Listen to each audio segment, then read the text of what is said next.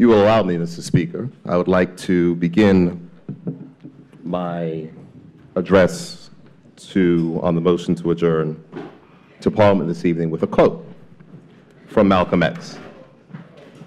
And the quote is, Mr. Speaker, "The media is the most powerful entity on earth. They have the power to make the innocent guilty and to make the guilty innocent.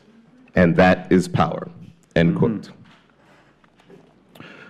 Mr. Speaker, the strength of legacy institutions often rests in their dignity and ability to provide reliable and steady leadership. The world in which we live is always changing, evolving, and transforming the way in which we do the simplest things. Over 100 years ago, the sinking of the Titanic was communicated to the world by telegram and took days to be fully appreciated or understood by the wider world.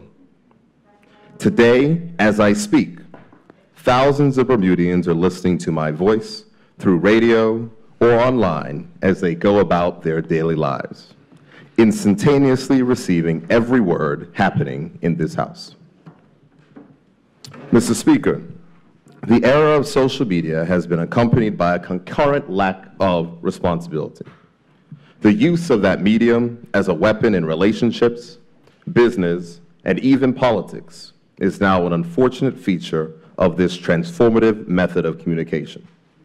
But, Mr. Speaker, traditional or legacy media have been determined to evolve and survive these changing times by bowing to the desire of its readers for speed in the passage of information, but determined to retain those attributes which define our respect for their craft: honesty, integrity, balance, and a sense of community.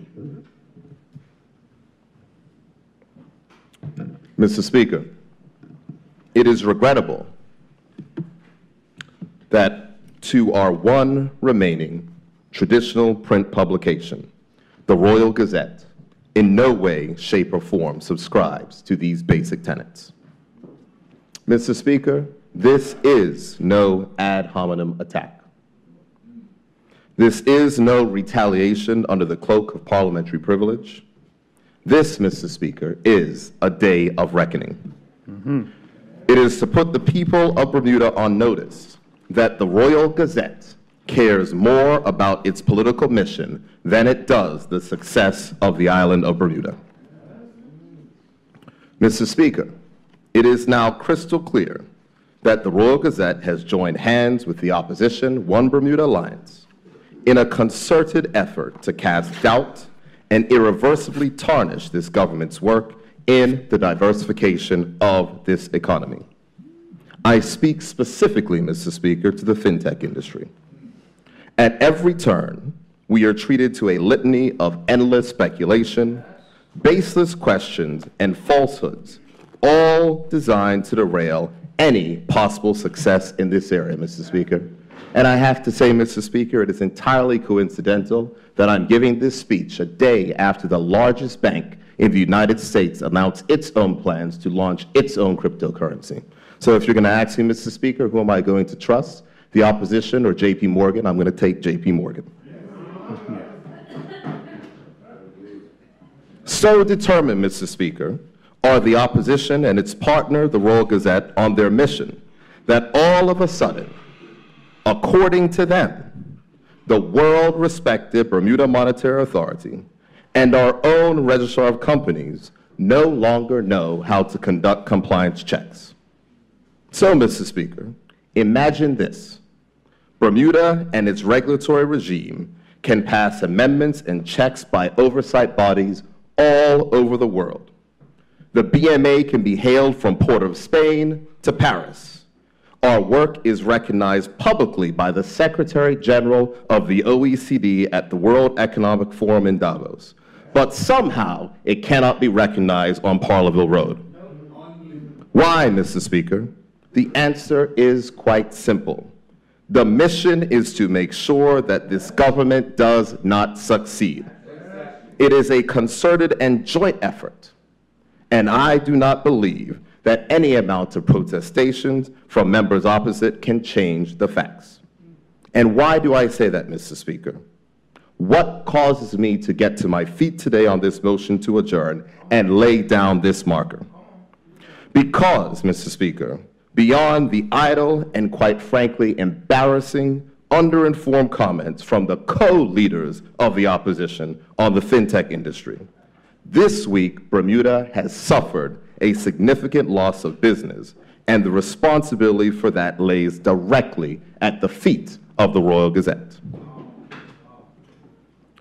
Mr. Speaker, I regret to inform this honorable House and the public that after a brazen and unprofessional interaction between a Royal Gazette reporter and a principal of a company newly incorporated in Bermuda, which culminated in that reporter's disregard for facts or the right of an individual or a company's affairs to remain private, that company has now chosen not to move forward in setting up an office in Bermuda. Mr. Speaker, this egregious action is compounded in its consequences for our economy. 6 Bermudians were to be employed by this company. Executives were set to move from other jurisdictions to Bermuda, and the company planned to staff up to 20 people over the next 2 years.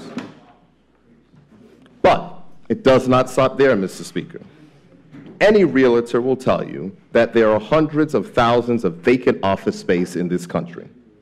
With the new economic substance provisions and the work of organizations like the BDA and the government of Bermuda, we are on the cusp of finally seeing some movement in the rental of long vacant sites and buildings throughout Hamilton and beyond. Mr. Speaker, as if to add insult to industry, this company had negotiated a lease for 2,000 square feet of office on Pitts Bay Road that has been available for rent for some time. And guess what, Mr. Speaker? It will be available for rent a little bit more time longer.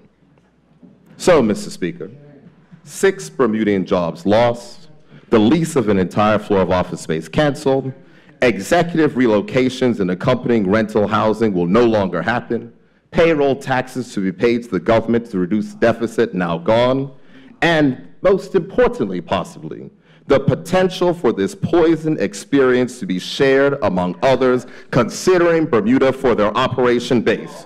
All laid at the feet, Mr. Speaker, of a newspaper whose mission is to destroy the Progressive Labor Party and government seems to be more important than seeing Bermuda, the company or country in which it operates, succeed. Mr. Speaker, as politicians, we are fair game. What we say and do, how we spend public money or use public land and property is subject to justifiable media scrutiny. It is what we all sign up for, Mr. Speaker. But business people seeking to invest in this country and who show a commitment to securing and using Bermudian talent as part of their own economic model and who seek to establish a physical presence here should not be subject to such conduct. Serious business people will simply not allow themselves or their reputations to be collateral damage to fuel the unrestrained quest of the opposition via the Royal Gazette to see this government's work come to nothing. It's simple, Mr. Speaker. In 2019, business people have choices, and they will choose a jurisdiction where the press recognizes that if private business want to keep their affairs private, they have a right to do so. The opposition says that Bermuda should be more like Cayman. Well, please, tell your friends on Parleville Road what happened in Bermuda would never happen in Cayman. It is very simple, Mr. Speaker. While we are facing unprecedented global challenges, whether from U.S. tax reform or EU economic substance, it is very sad that we cannot, in this country, seem to get out of each other's way. So, Mr. Speaker, today, I say to the Royal Gazette and those who seem determined, stop it. This is not about you. This is not about the Progressive Labor Party. This is not about Front Street or Uptown. This is about Bermuda. There are dozens of men and women at Bermuda Business Development Agency, in the FinTech Business Unit and the Business Development Unit that are working tirelessly to deliver the economic growth this country needs and desires. Mr. Speaker, these young men and women aren't all PLP members or supporters.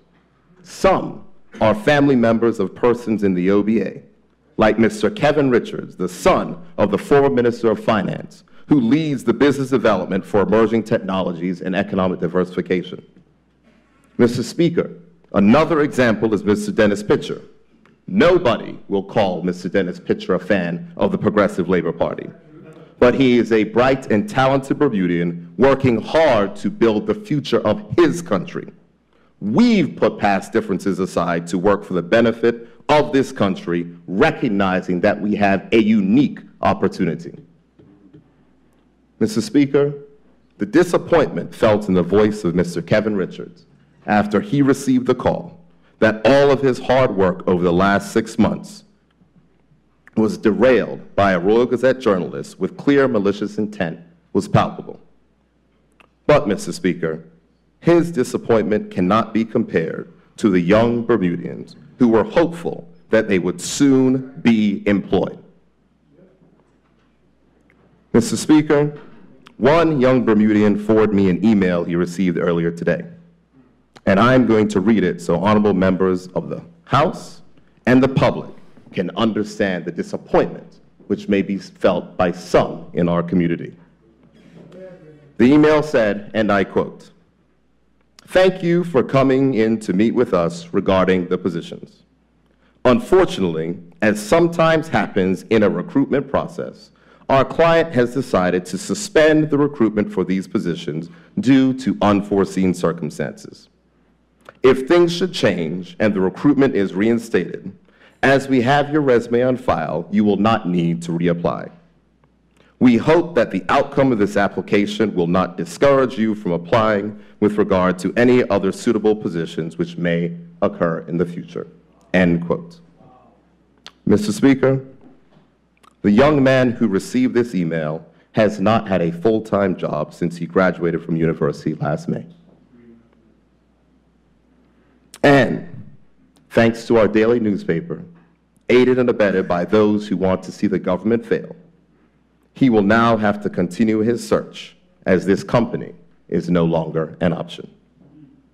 So, Mr. Speaker, as I close, there is a challenge to be laid down. And that challenge is to those who oppose us and the work of which we are doing. Do your politics. Represent those that demand that you do so. Question, object, debate, all that is fair. But if your mission is one other than ultimately ensuring the success of Bermuda and Bermudians, then please be warned. The people of Bermuda will not forgive you, and Mr. Speaker, I will ensure personally that they will never forget. Thank you, Mr. Speaker.